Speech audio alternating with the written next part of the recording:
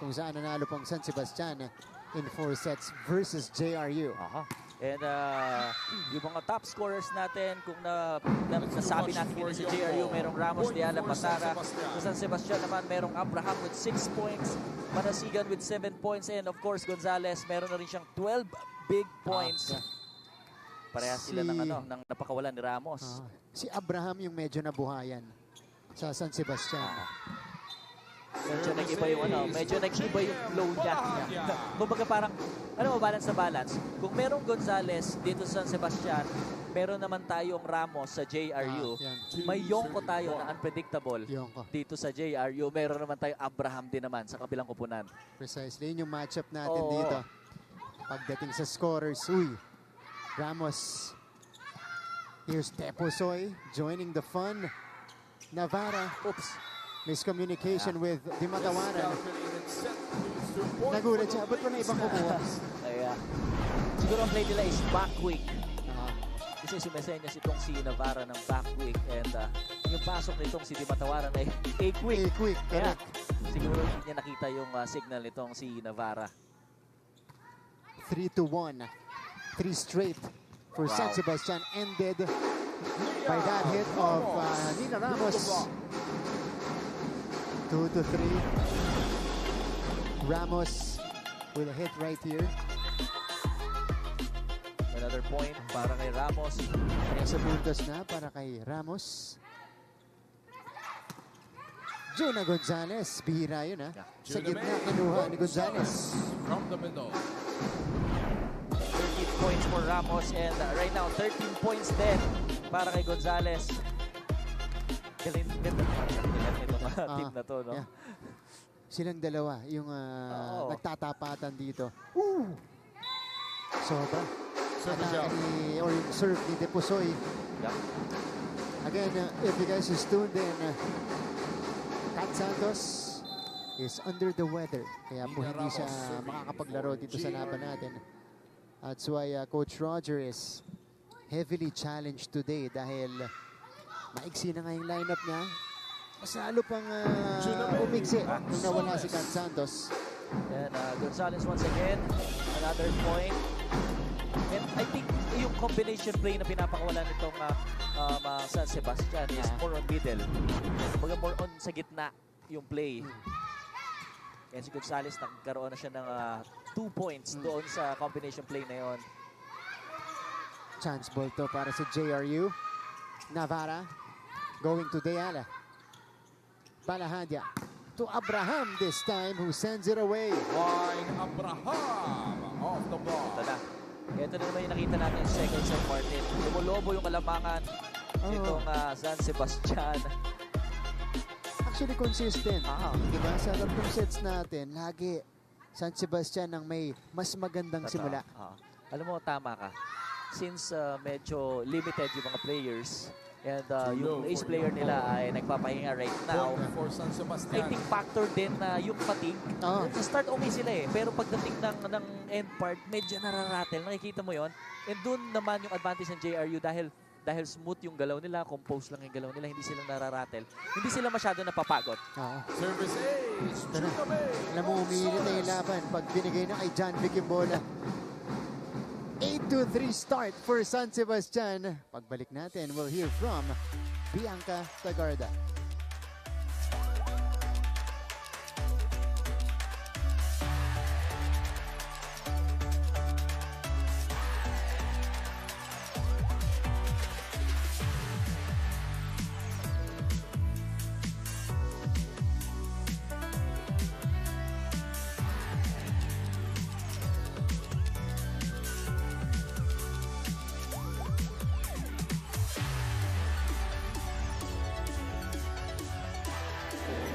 Mga kapuso, greatness unfolds here at the San Andres Sports Complex for the NCAA Season 1-1 Women's Volleyball Tournament.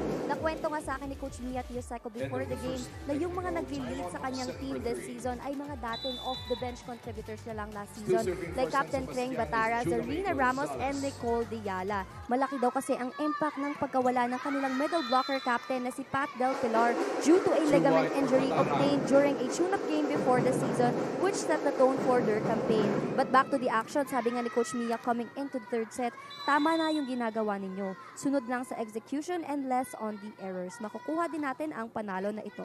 Martin and John Vic.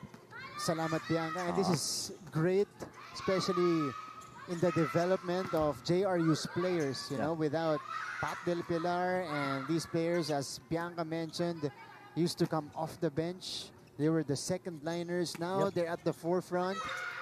Maganda to kasi ang nakukuha ni Coach Mia, nanalo na silang 2 beses and they're showing progression as well. Alam mo, I agree. Kasi kahit meron silang captain or one of the best scorers para sa JRU na na-injury, pero mas naging maganda rin siguro yung effect dahil may kita mo ang isang team kung magandang team dahil kahit may nawala, mas makikita mo mas organized and compared to last season, talaga masasabi ko sa JRU, iba yung nag-evolve sila. Sa pag nawala sa kanila, last season's team captain, itong si Kyle Hazareno as Nicole Deala. Wow. No look shot from Deala. Tignan natin to. Oh. Look away na. Pagkatapos.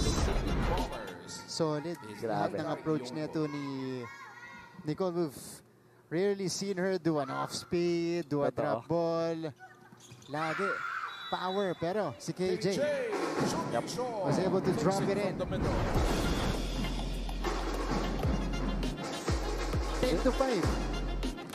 It's not about powerful spikes, Martin. Di ba?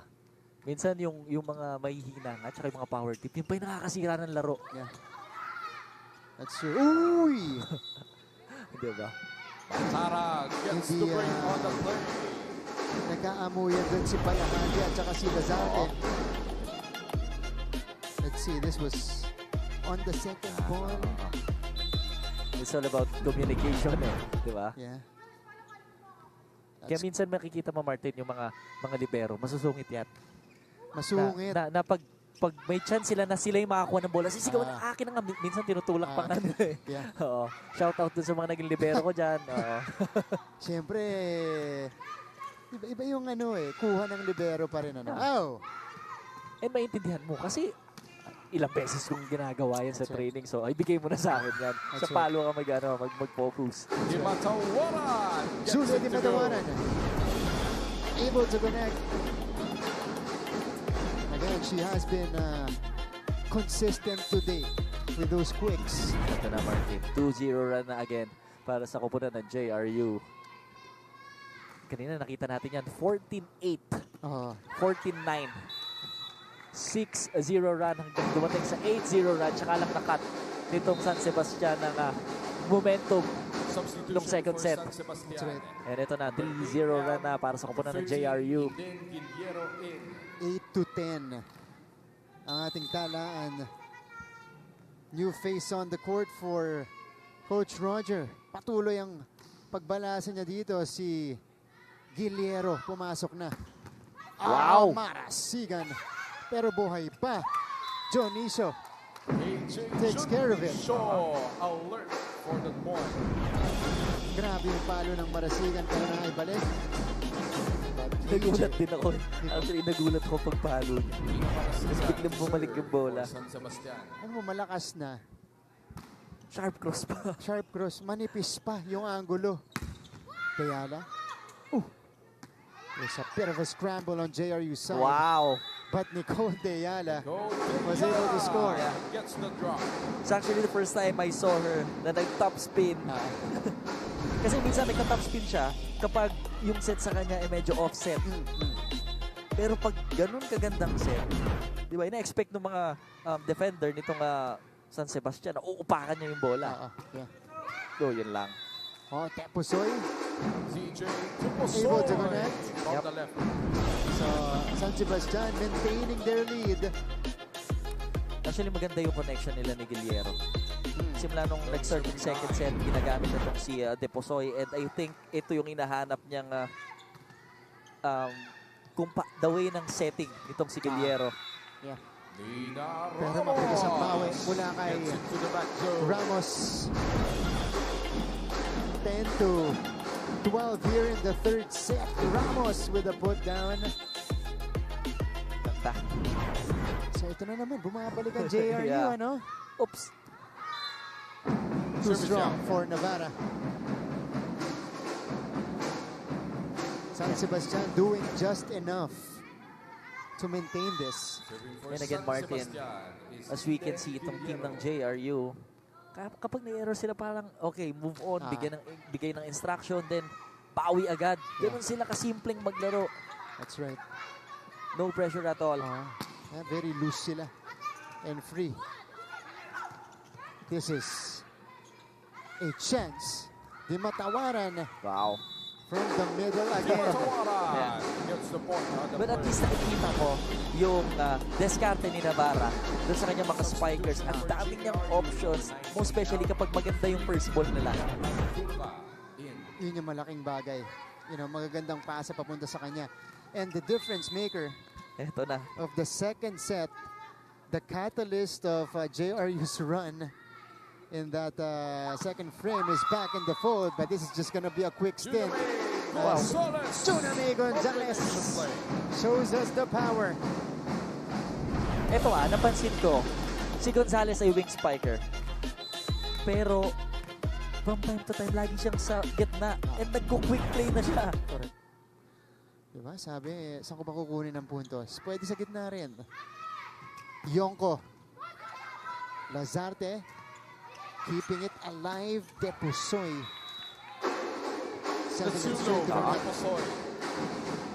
Yeah. Medyo mahirap din talaga yung position niya dun sa bola. Pero mo, sa volleyball kasi kapag nakailalim ka sa bola, most probably talagang medyo yung vision mo sa court para itawid yung bola sa kabila, mahirap. You saw Del Pilar and Lalong Isip. Nandito, naka-attend, nanonood sa laban ng JRU. Pero San Sebastian, back in front by 3. And it's Tina Marasigan connecting right here. One of the better games of Marasigan this season. Palitan muna tayo. Lazarte lalabas. Depusoy babalik. Navarra to Batara. Back set for Abraham. Dug up. Ayala. Cargado. Expect mo na Yeah. Iba yung approach niya, iba yung aggressiveness niya kapag pumapalo. Napaka-explosive, no? Kita na natin from the gather. Grabe. Kung paano papaluin yon ni Nicole Deala. Good serve. Oh, Abraham! What an answer! Laban na ng lefty-handed. And Clyde Abraham breaks her silence and puts San Sebastian back in front by 3.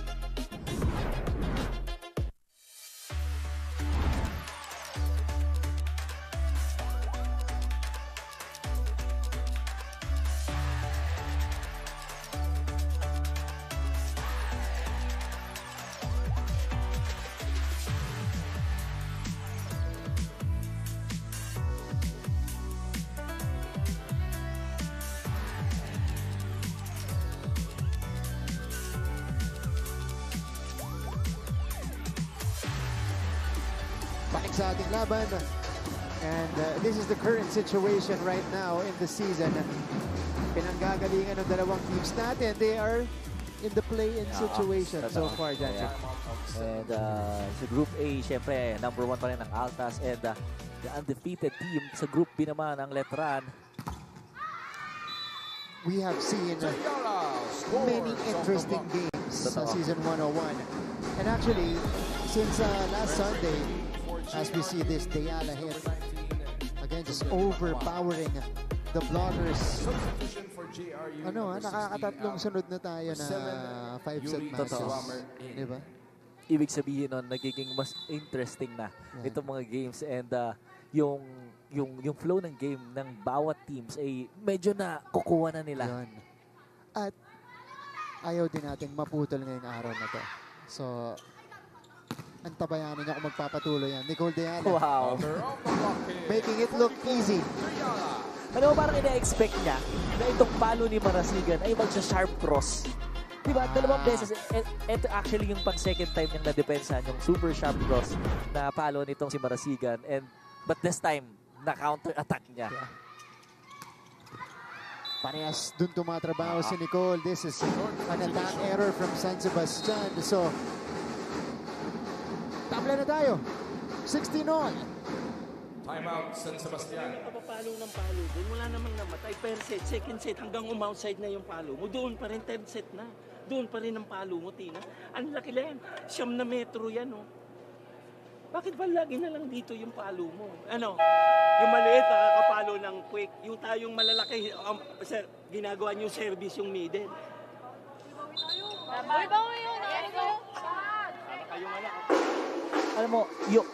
Alam mo, minsan nagigets ko kasi nangyari rin sa amin to before sa NCAA.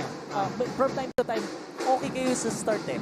Pero nagkakaroon kayo ng intimidation.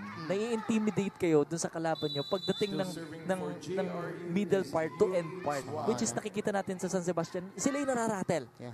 Lamang sila yung nararatel. And nakita natin nagkaroon ng error, service error itong JRU. But yung sinasabi ni Coach Roger is that mag-focus lang kayo kasi iba yung nagbabasa at nag-a-adjust sa walang ginagawa at all. Yeah, that's right. Nalulula yung San Sebastian lalo pagka middle part na ng ating set. There's gonna be a challenge right in the middle of the rally. Antenna touch. San Sebastian. The challenge is antenna touch. Okay. Tumama ba sa antenna? It happened right in front of us. There's a case. Oo. And hindi napapatagal ni Coach Roger yun kapag ganito ka-tight yung scores. Sabi niya, tigil natin to. Meron akong nakita. And kung walang antenna touch, uulit lang. Ulit. Replay lang. So, 17 to 16. Abante ng isang San Sebastian. It came off a service error by the Lady Bombers. And we'll see if this will be gifted to Bastet or confirmed for Bastet. Again, Kat Santos not playing today. So the other players, well, they've been stepping up. You know, talking about Juna Gonzalez, Tina Marasigan. Ryan Abraham is having one of her better games against JRU today. So napupuna naman ang San Sebastian. It's just that yung ano nila, sustaining the drive, especially in the middle of the set. Tingnan natin kung mayroong antenna touch. Actually, I was expecting na mayroong touch net. Pero antenna touch.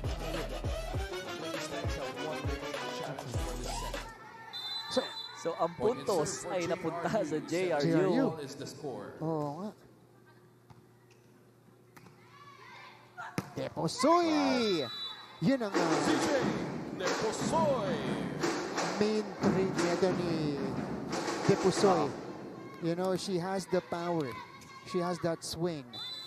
Gusto niya yung set ni Giliero. As in, nung pinasok siya ng second set, yung set nila medyo fast play pero iniibabawan niya yung mga blockers. Mas gumagana siya kay Giliero. Wow. Napara took the risk. Here's Deposoy. Saved by Yonko, but nobody getting the second ball from JRU side. So it's a 2-point lead for San Sebastian. 2 puntos ang abante ng San Sebastian. Tingnan natin kung sa kupunan ng JRU ay magkakaroon ng konting stress Navarra or pressure. Di matawaran. Naiangat. Deposoy. Long ball. Not gonna work. Eto na si Ramos. Deposoy with a quick reaction. 1-2 play. Doesn't work. Back to Ramos. They go. Wow. And she beats the blockers that time. Ayaw pa rin ng JRU na ibigay itong set na to para sa San Sebastian. Again, kung kanina pa kayo nakatutok, we've had long sets. Right? 30 minutes first set, 28 minutes second set as Juna Gonzalez converts. What I really like about San Sebastian is yung adjustment nila. Most especially ito si Gonzalez. Kanina, medyo nahihirapan siyang pumalo ng mga quick play. Yeah. Diba? So from time to time, pinipid na siya ng pinipid na lahat ng palo niya halos quick. Parang nga nag-convert na Diba? sa middle blocker Oo. si Gonzalez. Depusoy drops it in. DJ Deposoy gets the point. So, sigh of relief for Depusoy. He was struggling initially. Establish tayo, tapos akyat natin yung bola, huwag yung sabayan. Kasi magliliparan yan or wala kayong makukuha. Pag pattern, ready to move, attack natin yung bola. Girls, blockers, wala kayong nahahawakan.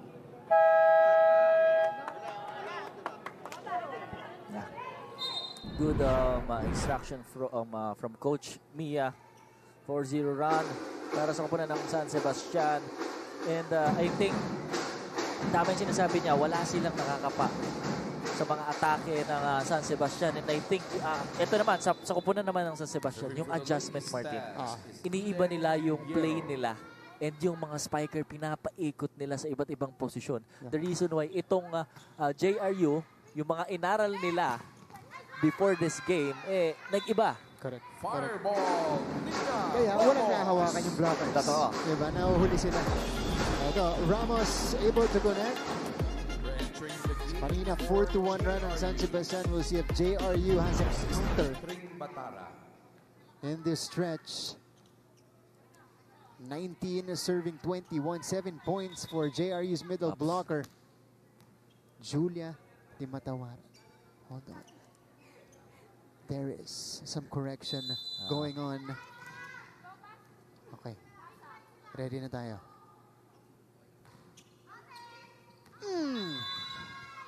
Service error. Service out. Yun yung mga sitwasyong nakakapanghinayang di ba? Masakit, no? Imagine ang ganda ng serve mo nung una pero hindi pa pala ready yung first referee. Hindi pa pumipito. And then kung kailan naging ready na at pumito na yung referee, doon ka pa nag-commit ng error. Aray ko. Masakit. Back set. Ramos takes it back instantly. This is just a 2-point lead, Martin. And I think itong Lady Bombers, hindi basta-basta ibibigay itong set na to. Yeah. 16 points for Nina Ramos. Juna May. What a dig by Ramos. Deyala tries. Lazarte tracks it down. Abraham with the take. Balik sila kay Nicole. Wow. And Deyala connects. Nicole Deyala of a touch. Alam mo, kung meron kang isang taong gustong puntahan ng bola kapag crucial, punta ka kay Deyala. Yeah. And this has been the theme all throughout. Makapag-isip. Hindi mo na alam yung outside sa inside. Ay, nako. Sayang na naman yung lamang nyo. Mula pa kaninang per set, lagi tayong lamang. Ngayon, lamang na naman tayo. Ngayon, isa na lang yan. Pangalagaan nyo, pinaghihirapan nyo bawat puntos. Mag-iisip kayo, hindi nyo kontrolado yung utak nyo pag ganyan kayo. Hindi nyo na alam nangyayari. And I think sa mga players kasi, Martin, sometimes yung fatigue, yung pagod, minsan hindi na nila napapansin at hindi na sila nagiging aware sa kung anong nangyayari inside the court. Na minsan, napakasimple, adjust ka, punta ka lang sa posisyon mo, sa baseline, kung saan yung first position ng floor defense, yung blockings, kung mataas yung bola, kung outside, presence of mind, napaka-importante sa mga player niyan. Yeah. 21-22. Nicole ties it up. Deyala has taken over. Grabe. Natutuwa ako yung niya, yung drive niya, di ba? Yung drive niya kapag naglalaro, alam mo, yung intensity, yung nakaka-hype. Yeah. 3 straight points for the Lady Bombers. Manasigan. Naiangat ni Navarra. Deyala on a heater. Popped up by Lazarte. Here's Depusoy from the back.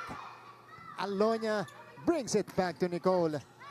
And she scores again. Nicole Abante na ang JRU. I'm not sure pero ano ba yun? 4 straight points para kay Diala. JRU now on the driver's seat. 23 Grabe. 22. Single-handedly bringing JRU back in this. Not just that, but allowing them to take the lead. Yeah. Abraham. And even her teammates, makikita mo yung tiwala. Yeah. Kasi, ooh! Miscom on the side of the Lady Bombers. Tina Marasigan scores. Tina Marasigan. Akla tayo, 23 apiece. Ang ganda ng ating third set, Martin. 23 all is the score. This is actually the first time na nakita ko ang JRU na may miscommunication. Lalo na yung ganong kasimple, itatawid mo lang yung third touch ng bola. Nicole! Nandun si Depusoy naka-ready. Manasigan! Wow. Down the line. Marasigan. And San Sebastian is back in front and are in set point situation. In San Sebastian. A chance to now grab at the set lead point. in the match. Serving for the set is Juna May Gonzalez. Juna Gonzalez to start. Can JRU equalize? This is not gonna do it. Paste has a Oops. chance to win, pero overpass yun. Karabot, back to Nicole. Nandun si Depusoy. Marasigan. Tayala again. Wow! Touch. Yeah, check ball. There was a check. Nicole Diala It's another scores off a check. extended set. Ito. Sinasabi ni Abraham na walang check ball pero We're going to an tingnan extended natin kung third set. 24 all is the Ooh. score. Yeah, we Ang hirap, needed no? a challenge to confirm that, pero malapit yun. hindi nag-challenge si coach. 24 apiece. Deyala denied. San Sebastian Diala was ready denied by the San for that Deyala hit. Grabe. Ang ganda nitong third set, Martin. And basang-basa nila doon sa pagkakataon na yon yung atake ni Diala. So JRU might need to change things up. Kasi naka-ready na ang baste kay Nicole. Overpass! Pero buhay pa. Nicole had to ad-lib. Marasigan. Karabot was there. Diana denied Wow. again. And San Wow. Sebastian takes care of set number 3. It's really Dionisio. The last 2 points for San Sebastian. 2 great blocks. San Sebastian adjusting to Diana. And now they take the 2-1 lead.